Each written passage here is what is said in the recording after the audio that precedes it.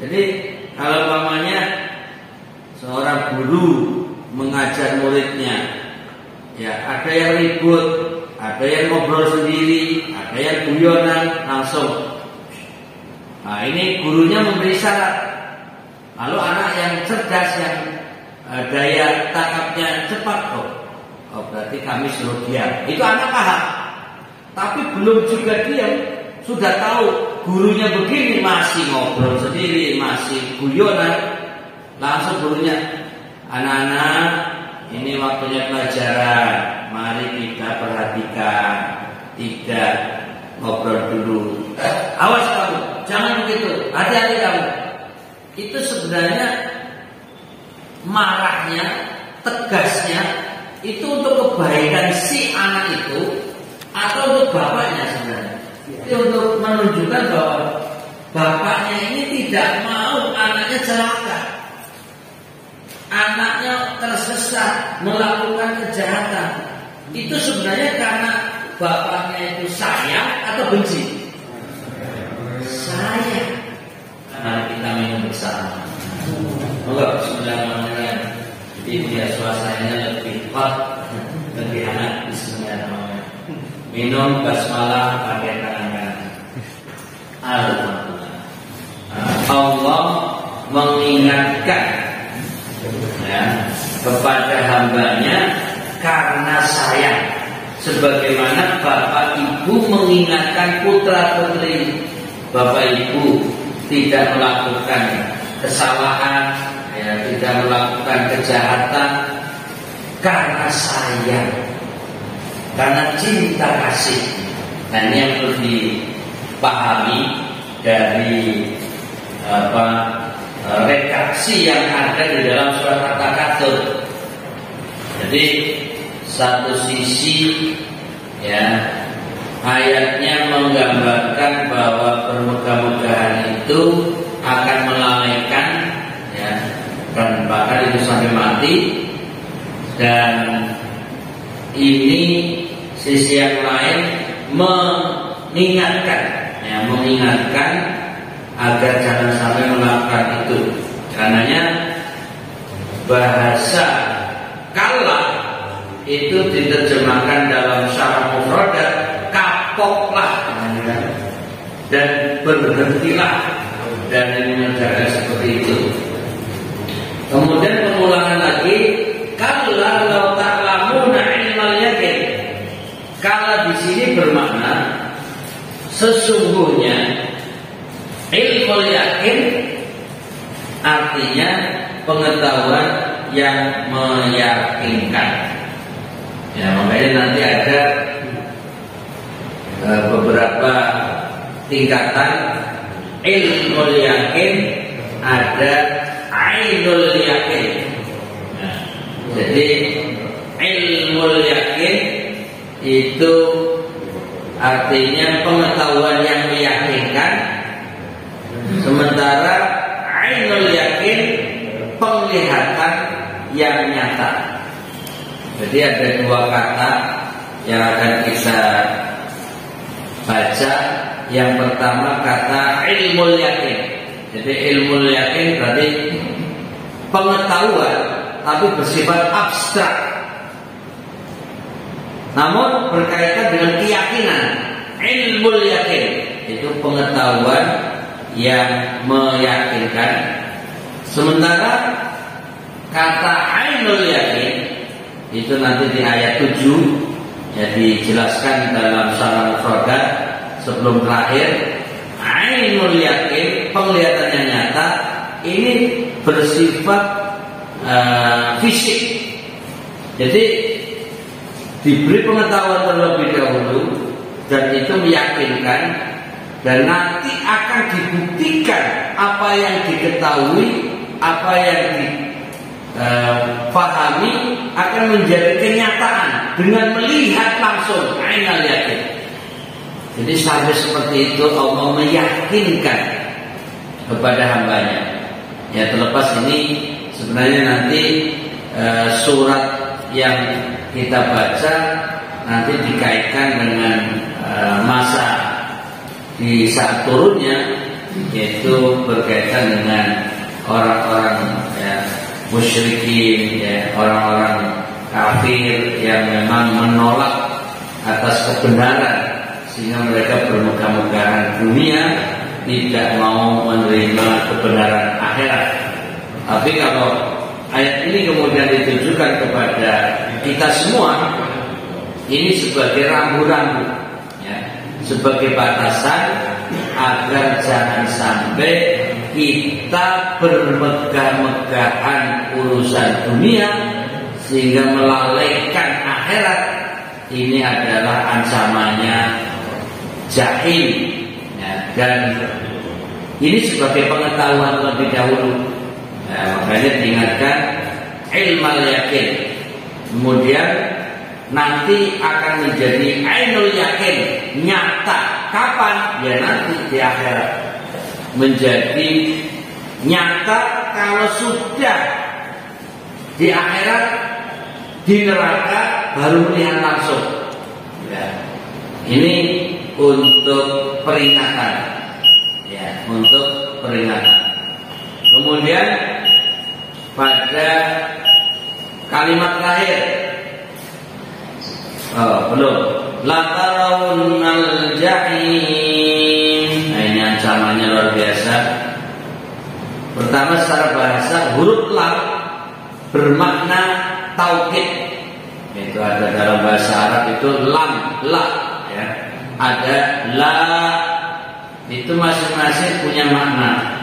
Ketika la di sini yang pendek lamnya ayat 6 itu, la tarawunnal jahim, lam itu bermakna taukid, artinya penguat. Kalau la, lamnya panjang, itu bisa diartikan tidak, bisa diartikan jangan.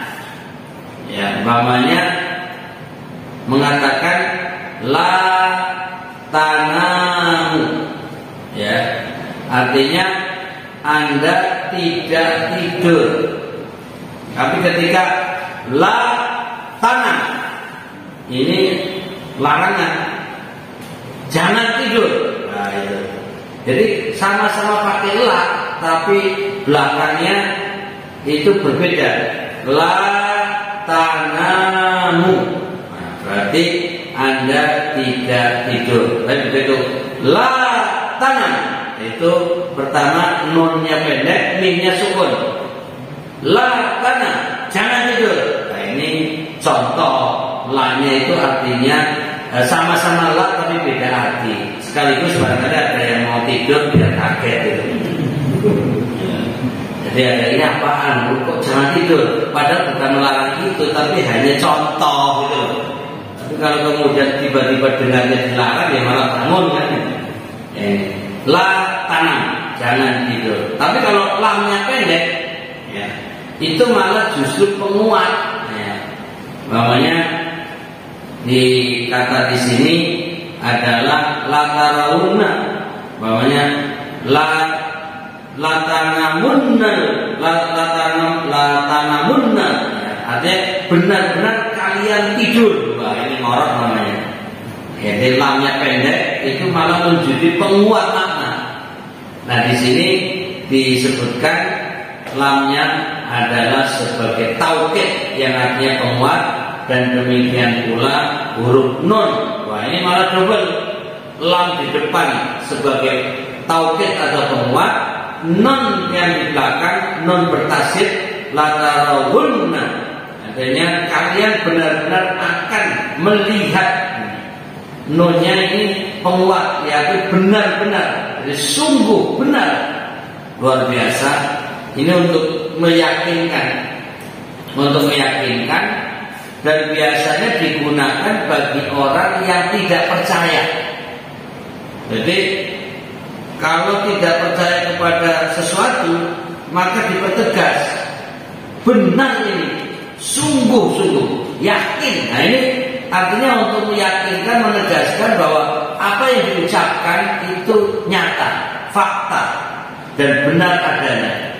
Nah, di sini berkaitan dengan akhirat, yaitu al-jahim, neraka jahim. Ini bagi orang kafir, bagi orang yang tidak percaya, dianggap angin lalu. Apalah jahil, jahanam, gak ada nyata, gak ada bukti, hayalan. Nah itu. Maka Allah tahu. Jadi kalau dalam pendekatan ilmu, ini Allah sebenarnya tahu secara ilmu psikologi. Kalau kita bahasanya bahasa ilmu psikologi, ya ilmu psikologi, ini psikologis orang kadang-kadang menolak kebenaran. Maka untuk meyakinkan harus ada kata penguat. Jadi pendekatan bahasa untuk meyakinkan hati seseorang, berarti ini Allah seperti mengajarkan ilmu psikologi, psikologi orang. Jadi biar orang yakin, ya, orang mempercayai. Jadi latarun aja dengan bahasa-bahasa penguat. Tapi kalau orang yang sudah percaya, orang yang sudah yakin, gak usah pakai kata penguat, pasti mendengar dan menerima. Nah sekarang ini bahasa-bahasa santai dulu. Kalau saya umpamanya yakin bapak ibu itu kalau diajak ngomong satu kata langsung mendengar, itu saya nggak usah pakai kata-kata yang penguat. Umpamanya ya bapak-bapak, mari kita menyimak ya pengajian ini dengan baik. Itu yakin paling sudah spontan mendengarkan. Tapi sudah diajak atau diharapkan untuk mendengarkan kok masih teklak-tekluk, nah ini masih ada ngantuk-ngantuk, ini harus ditegaskan.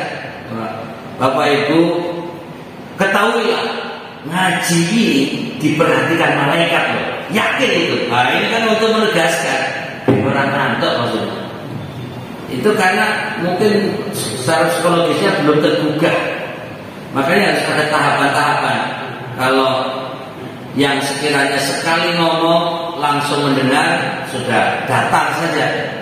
Tapi ketika dengan datar belum diperhatikan, harus meningkat ketegasan.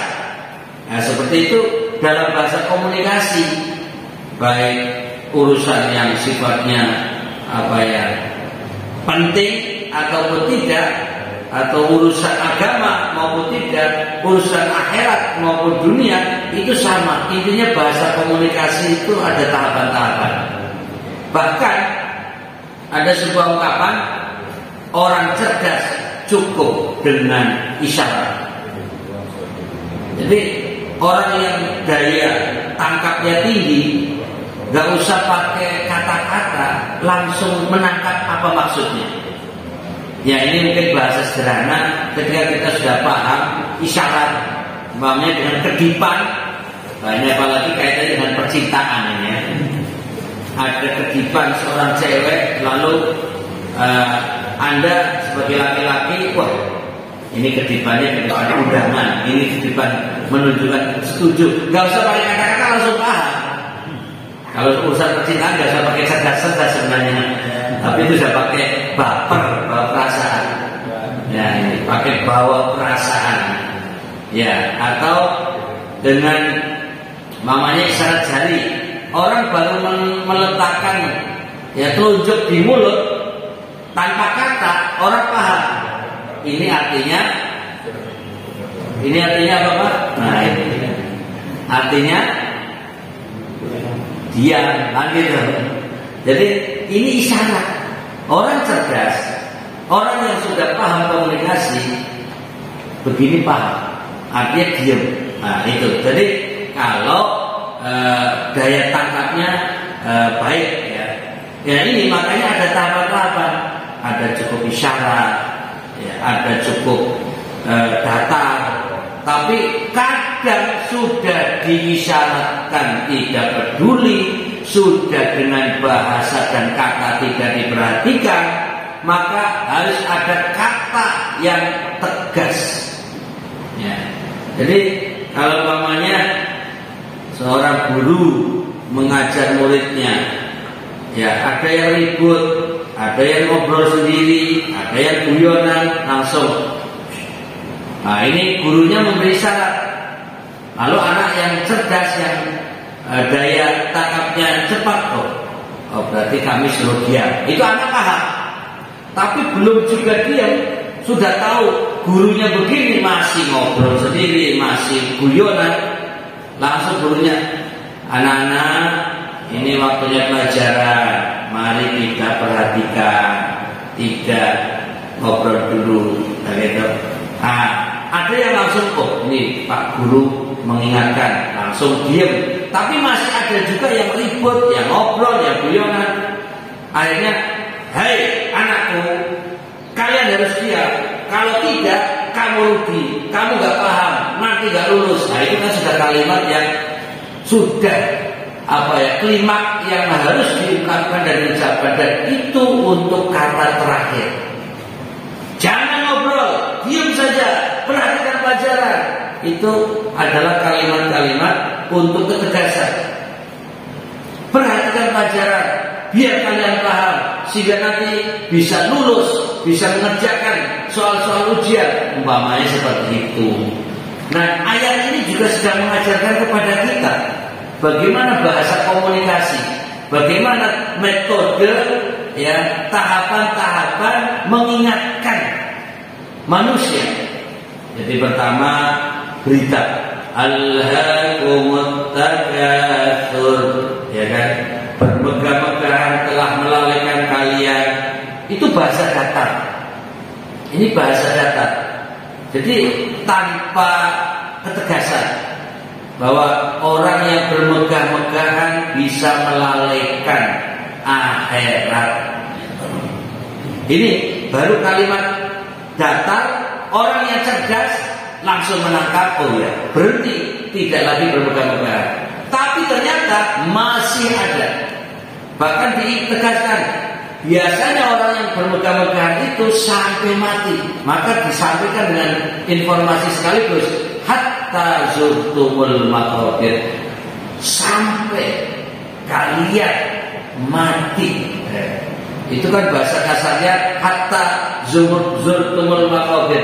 Al-Quran masih menggunakan bahasa santun. Jadi kata ganti mati itu ziarah kubur. Itu luar biasa Al-Quran. Halus sekali Al-Quran. Jadi bahasanya bermegah-megahan akan melalaikan kalian, dan itu sampai ziarah kubur. Itu kan orang yang paham. Ini informasi yang mengingatkan dan untuk segera berhenti. Tapi masih ada orang ngeyel, masih ada orang yang nggak mau berhenti, masih ada orang yang terus bermegah-megahan urusan dunia sampai mati. Makanya harus ada peringatan. Karena ini sudah mulai tahapan kedua. Jangan begitu. Saufa ta'lamun, kalian nanti jadi tahu apa akibatnya. Sudah di tahap 2. Masih ada yang ngeyel lagi. Summa kalla saufa ta'lamun. Kan kalian jangan begitu, karena kalian akan tahu akibatnya. Ini sudah di tahap keberapa tadi? Tahap ketiga. Jadi pertama datar, naik lagi sampai tahap ketiga. Masih juga belum diperhatikan ayat tahap 4. Ya, kalla lau ta'lamuna ilmal yaqin. Jangan begitu. Kalau kalian tahu dengan pengetahuan yang seyakin-yakinnya, nah itu artinya waspadalah. Ya, waspadalah. Jadi ini sudah tahap ke berapa tadi? 4. Nah, ternyata masih ada yang mengayal lagi. Ini sudah puncaknya. Latarawunnal jahim. Ini sudah menggunakan kata yang paling kuat.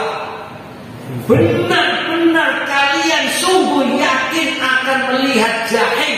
Wah, ini sudah kalimat yang tegas dan nada tinggi.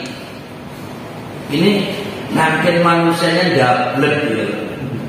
Diingatkan gak berhenti-berhenti, maka sampai kalimat yang ke-6 ini.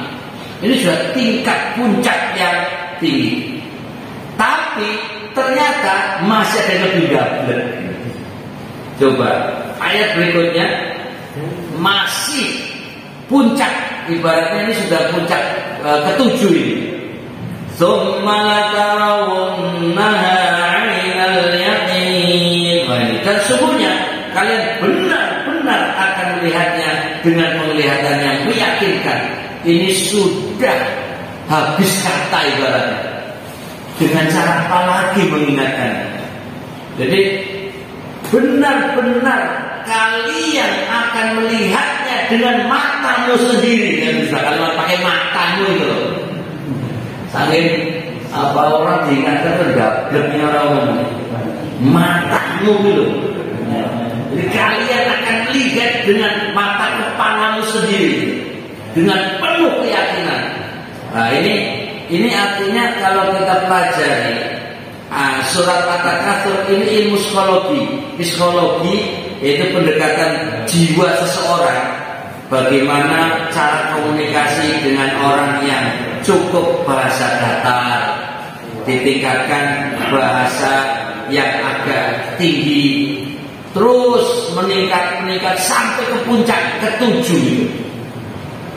Bahkan diakhiri dengan bahasa minta pertanggungjawaban. Ayat ke-8 sudah penutupan. Sudah, artinya sudah mentok ini sudah.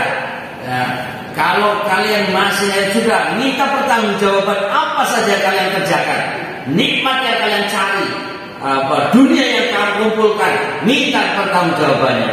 Tsumma latus'alunna yawma idzin 'anil na'im. Ini sudah mentok ini. Dan enggak ada kata lain. Kemudian kalian pasti akan ditanyai pada hari itu tentang kenikmatan yang kalian megah-megahkan di dunia. Nah, ini membaca Al-Quran bukan sekedar bacaan cari pahala. Walaupun pasti kita baca dapat pahala, tapi bagaimana dengan pendekatan-pendekatan lain, bahwa ini adalah bahasa-bahasa dialogis, bahasa-bahasa komunikasi antara Allah yang menciptakan hambanya dengan sang hamba itu sendiri, dengan pendekatan psikologi, bahwa kadang diawali dengan bahasa datar, terus meningkat sampai ke puncaknya, minta pertanggungjawaban. Demikian surat At-Takatsur menjadi ilmu bagi kita semuanya. Amin ya rabbal alamin.